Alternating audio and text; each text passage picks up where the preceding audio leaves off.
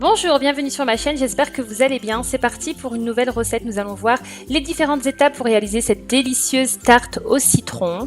Et on va commencer sans plus tarder avec l'étape numéro 1, la pâte sablée. Nous allons avoir besoin de farine, 200 g de farine, du sucre glace, 80 g.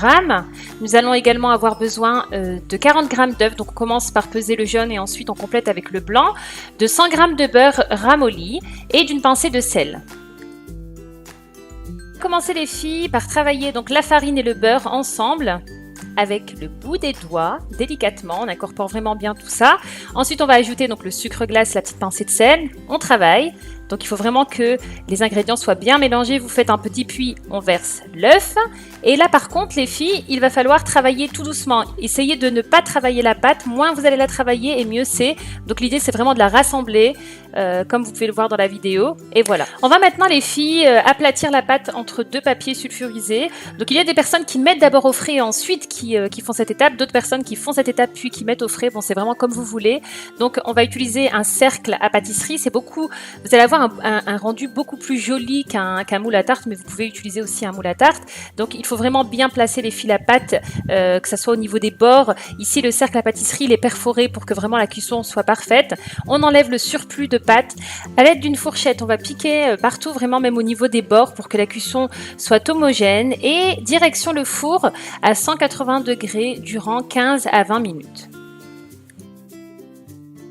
Continuons avec la préparation de la crème au citron. Pour la crème au citron, vous allez avoir besoin de zeste de 2 citrons. Donc vous allez prendre 2 citrons, enlever le zeste, de 90 g de jus de citron. Vous allez également avoir besoin de sucre, 130 g de sucre, de farine de maïs, de la maïzena.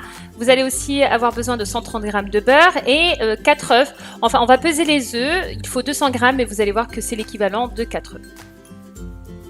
Nous allons commencer par chauffer le zeste et le citron dans une casserole. Parallèlement, dans un robot, on va blanchir les œufs et le sucre. Donc les œufs et le sucre, on va bien blanchir. Rajouter la fécule, donc la maïzena.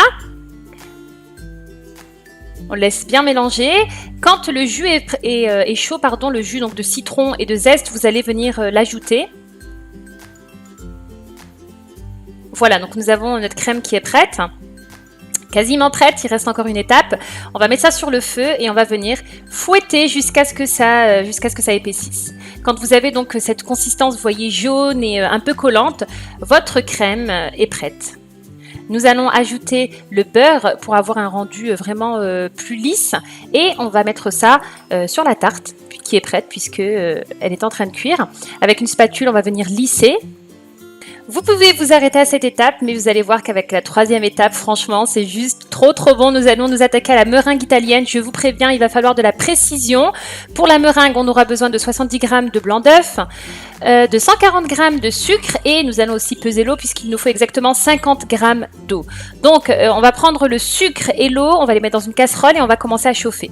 Lorsque la température atteint 114 degrés, vraiment c'est précis, vous commencez à mettre vos blancs d'œufs à monter en neige et à 120 degrés, uniquement à 120 degrés, vous prenez votre sirop et vous allez venir l'ajouter vraiment avec une petite cuillère tout doucement dans le blanc d'œuf.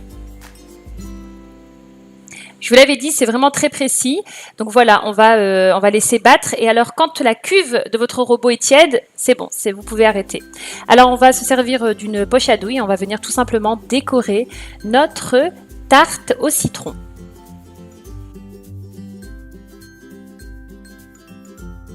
Nous arrivons à la fin de la recette. Avec un chalumeau, on va venir flamber la meringue pour avoir vraiment cette belle couleur dorée. Et voilà les filles. Finalement, c'était pas si compliqué que ça, mais c'est vrai qu'il faut de la précision, un peu de patience.